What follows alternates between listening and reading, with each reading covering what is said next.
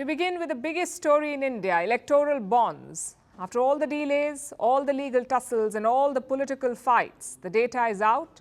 We now have a gold mine of information. Who donated to India's political parties, how much did they donate, and what did each party get?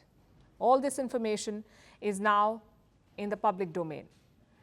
It's a big victory for transparency in election funding. At the same time, it's also a challenge because we're talking about a lot of data, tens of thousands of entries. I know you've been getting bits and pieces of information from different places. Some fake news is also doing the rounds and misrepresentation of facts. So tonight, we've compiled the data to bring you the 10 big highlights. Number one, the total purchases.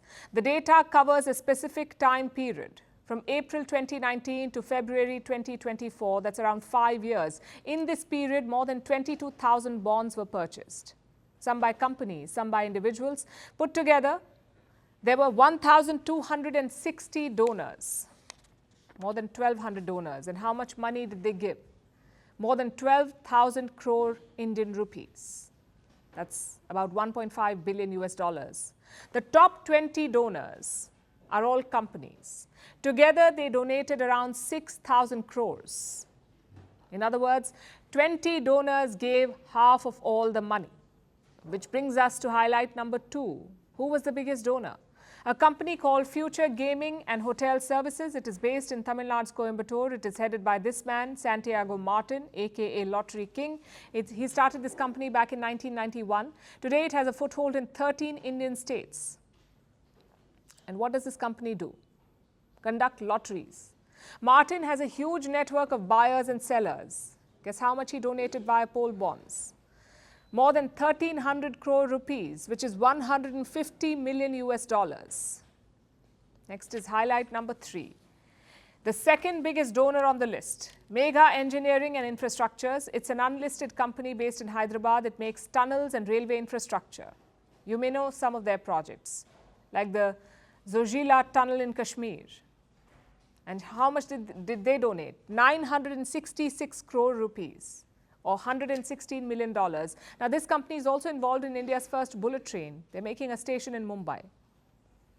Now we come to highlight number four, the third biggest donor, a company called Quick Supply Chain. They build warehouses and storage units. They donated some 410 crore rupees. That's around 50 million US dollars. Now, chances are you haven't heard of these companies. None of them are listed on the stock market.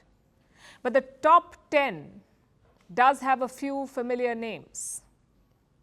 And that's highlight number five. Vedanta Group, slotted in as the fourth biggest donor. They gave some 400 crore rupees. At number six is the Bharti Group, the company that owns Airtel.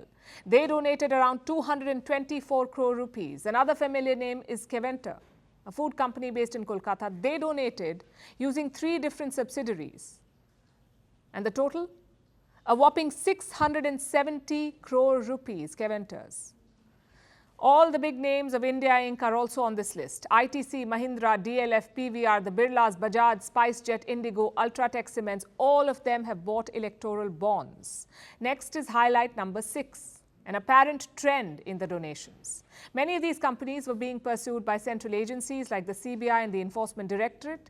Let's look at the Lottery King, for example. The ED started investigating him in 2019. By 2022, they had attached some of his assets. 5 days after this attachment, the Lottery King bought poll bonds, some 100 crores of it.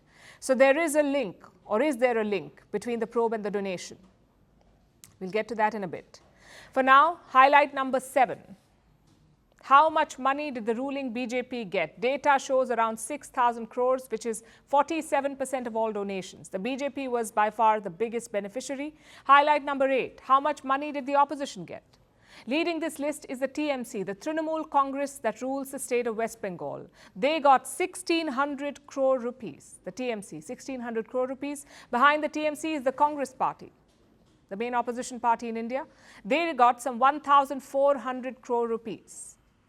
Telangana's BRS received more than 1,200 crore rupees. Odisha's Biju Janata Dal got 775 crores and Tamil Nadu's DMK got 640 crores. Now, the trend here is quite clear. Ruling parties received a lion's share, both at the center and in states. Next is highlight number 9. How are political parties reacting to it? The opposition is focusing on one point, the link between central agencies and donations. They say companies were pressured to donate, sort of like extortion. They also say donations were used as kickbacks. Like mining companies got permits after donating, infra companies got contracts after donating. They're calling it one donation, one party. But the ruling BJP has rejected all these charges. Finally, highlight number 10. What happens next?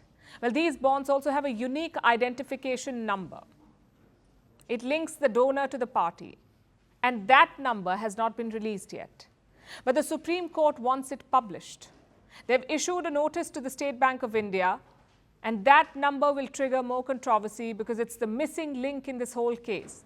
The SBI, the State Bank of India, should reveal that data next week. We'll see what happens then.